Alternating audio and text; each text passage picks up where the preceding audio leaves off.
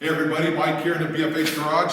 Matt's back with his LJ. We're gonna do a tie rod flip on this thing. Now, some of you have already watched the previous tie rod flip video that I had. I'm gonna redo that video because I wanna make sure I get the most accurate information about doing that so you guys can see how it's done. One of the differences between my Jeep and Matt's Jeep was my sway bar links were already cut off. So I want to show you guys the right way to do it with the existing sway bar links. And then you get a really good detailed view on how this is going to go. Let's get started. Okay, so a lot of people are curious about the tie rod flip and what do you truly gain out of it. A lot of people sit there and talk about how there's minimal gains when you turn the tie rod over. Oh God, you know, you're gaining an inch or whatever it's going to be. But we're going to measure this before and after so you can truly understand the benefits of this. So the tie rod flip will happen on the driver's side knuckle. And in order to do that correctly, we have to replace the sway bar links with some aftermarket sway bar links. And then that goes up. And if any type of trimming needs to happen to the spring perch, we'll do that at the same time. So right now we're sitting at 14.5 inches as it sits stock. Now this is Curry 1-ton steering under there, and it'll still be Curry when we get done. So at least we'll get an accurate measurement of what the difference is going to be. So I just want to take a look at the entire tie rod all the way across. You see how it angles down a little bit, and then we're going to see what it looks like when we're all done. All right, in order to do the tie rod flip, you're gonna need some parts to get this done. The first thing being a tapered insert.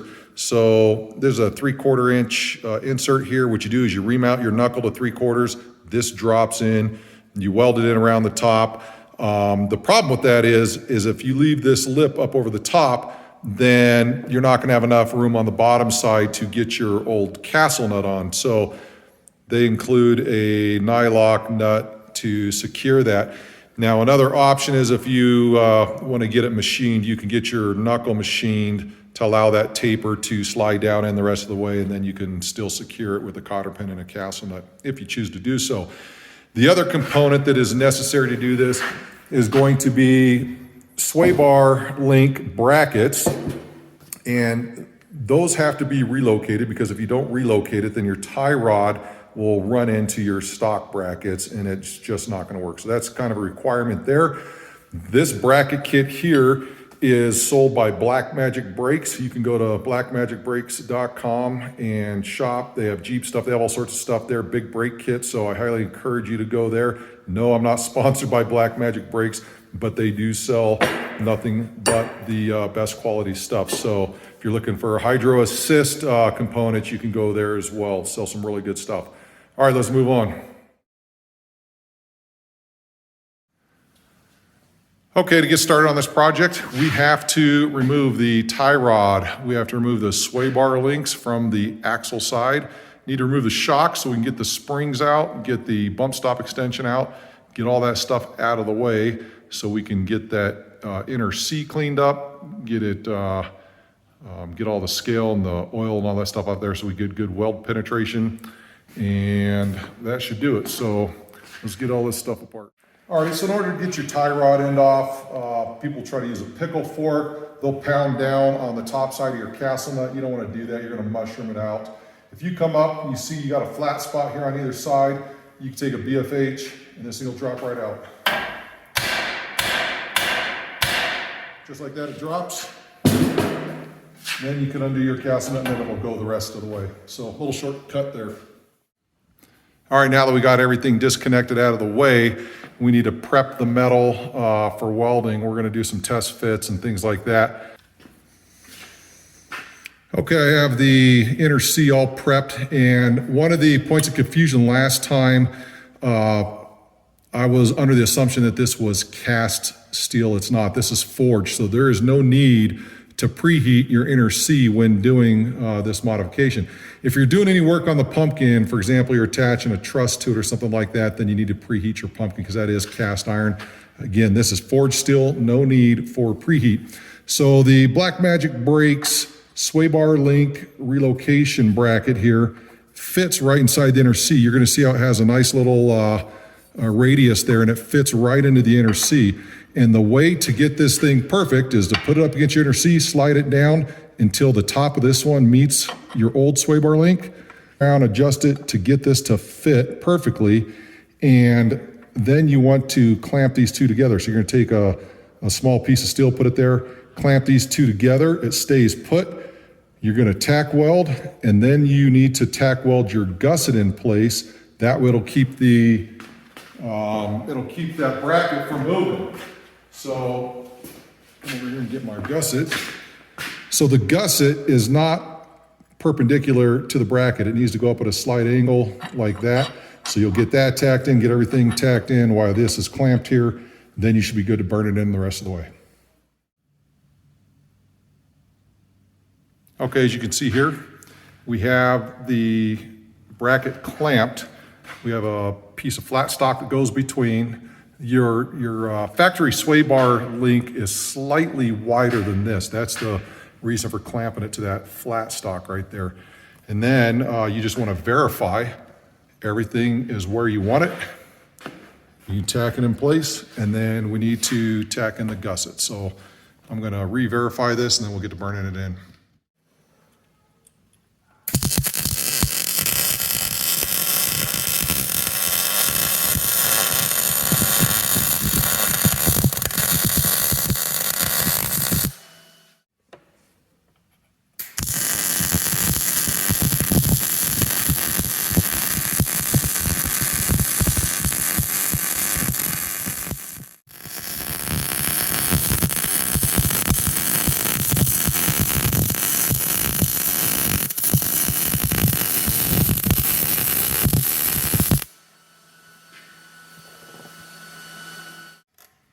Okay, so once you get your brackets all burned in, prime it and paint it right now. It makes it a heck of a lot easier. You gotta wait a little bit for it to dry.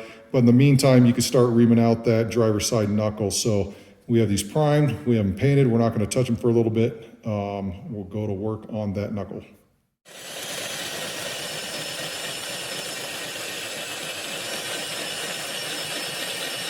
Okay, while the paint is drying, we went ahead and drilled out for the tapered insert. The one thing you want to make sure about on this tapered insert when you get it in there, that it doesn't stick out beyond the bottom side of the knuckles. So if you have to take it over to a little, I have a belt sander over there, but do something to take off just that little bit. That way your nut can get up good and tight. And then the next thing we want to do is to weld around the tapered insert edge to lock it in place. Now, like I said earlier, if you had an option to have a machine shop take out the top edge of that knuckle, the width of the top of the taper insert, then that would drop all the way in. You could weld that in, but that becomes a bigger project and a little bit more cost involved with this. So this one here goes right in. We'll get that welded up, and then we have to take his tie rod in, flip it over, put it on there. Then we're gonna run and check for interference issues and make sure that everything clears. So that's where we're at. Okay, once you have that tacked in place, then we're gonna make our way around and get that burned in.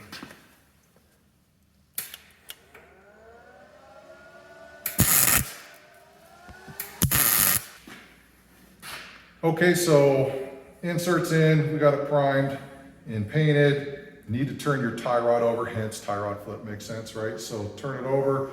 We're gonna put it back in there. From the top side, we're gonna tighten it down. Now we wanna run it to bump, check for interference issues, steering left, right, anticipating that we don't have any, but you always wanna check anyway just to make sure. You could have a bent tie rod, not know it, could interfere with some things. So one of the things about sway bar links real quick, the set by Blackmagic brakes absolutely nails it in the sense that it gets out of the way of everything. You can get some other aftermarket sway bar links like Artec, completely in the way, absolutely useless in this application. So if you're gonna do this, I highly, highly recommend you get the Blackmagic brakes sway bar link bracket, and you're not gonna have any issues in here, as you'll see. So let's take a look. Okay, so we have the lift lowered, we have the axle up on the floor jacks, we have it pushed to full bump.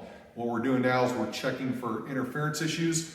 We want to make sure the track bar is going to clear. We want to make sure the tie rod is going to clear. We have no interference issues. We've already identified one with the steering stabilizer, so we went ahead and got that out of the way right now.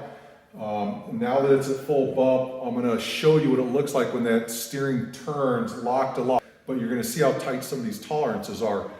Then we're going to take it down to ride height, which is reasonable to say you could be at full lock either way and make sure we don't have any interference issues. I'm going to have you look right down the line of sight here, and you can see that tie rod is going to move closer to the diff cover, and then it's going to move away from the diff cover. So I'll go steer, and you take a look down the line of sight. So I'm going to come driver first and pay particular attention to the sway bar link mount and the spring perch area.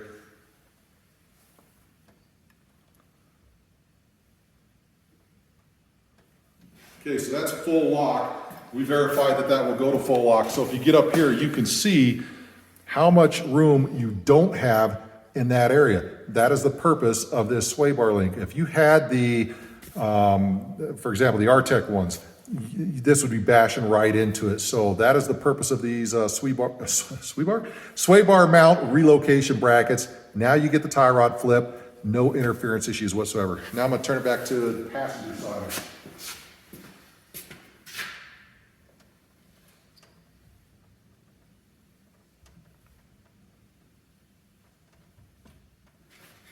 That's full lock right there. Again, more likely you're not going to be at full lock making a hard right turn like that, but it gives you an idea how tight everything plays up there. That's one of the important reasons too, when you're choosing an aftermarket differential cover, you want to keep it really as much as stock on the top side of the cover, so that way your track bar and your tie rod aren't bashing into it. If you had like a big old thick ARB cover, you're going to have interference issues there. Curry, Barnett used to, I don't know if they still do. There may be another one out there. They make a good cover that is reinforced on the bottom half of the cover, and it has no interference issues at all with any of this stuff. Allows everything to play nicely together. Let's take it to ride height. Okay, so now we have the axle down to ride height, what we consider ride height. We have the right amount of shock stem showing, indicates where we need to be. So I'm gonna go up there, turn it again. We'll see how close it gets, make sure nothing else interferes. And if nothing interferes, then we're ready to get this thing put back together, get the springs back in, tighten these down the way they need to be. Let's go see what it looks like turning the wheel. I'm gonna go drive, I'm sorry, I'm gonna go to passenger first this time.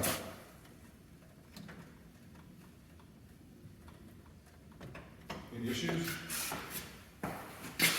So everything nice and clear. Let me go look at that passenger side real quick. Everything is perfect over here, no interference issues, and we are at full lock. So we verified that that is good, no interference. Come back to driver.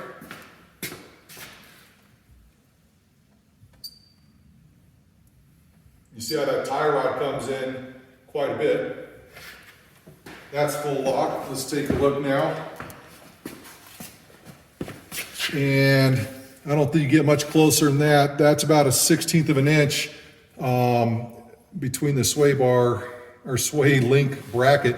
However, this tie rod is bent that direction. So once we get that straight out, it's gonna actually pull it out a little bit. So I'm not worried about that. Looking down the line, we have no other interference issues. So this rig is good to get put back together. We verified the needed bump stop extension. Just need to make sure we get the steering tightened back up and get her all back together. All right, we got everything all buttoned back up. Everything's tightened down the way it needs to go. So now what I want to do is lower this thing back down, get the wheels on it, put it under its own weight, and let's see what we gain on this side. And I think you're going to be impressed. All right, under its own weight, and just in all fairness, we're going to settle the suspension a little bit, make sure everything's good. That way there's no doubt of what's going on here. Let's go take a look. And before we measure, let's just take a look at that Look at how much that gets that tie rod up and out of the way of rocks. It is absolutely, it's incredible. It's a good deal. I think Black Magic Brakes puts out a great product for that. And boy, I tell you what, let's take a measurement and see where we're at. Measuring from the same spot, let me get up there and take a look. We were 14.5 to begin with. Now we are at 16.5 to the bottom of that tie rod. We gained a full 2 inches on that driver's side. Now understand the tie rod is tied into the drag link, so it's gonna be going up on a arc, but we still gain 2 inches on the driver's side, obviously a little bit less as you get towards the drag link, but it pulls it up out of the way of a lot of stuff. So things you were previously getting hung up on, now you're gonna be able to clear. The bad news is you need to get some mini skids on your axle, and you need to make sure you have a heavy duty diff cover that's not gonna cause you any interference issues. That way you can get the best of everything. So hope you enjoyed the video. Hope this clarified a lot of the other miscommunications I put out earlier, and stay tuned for more videos. Thanks.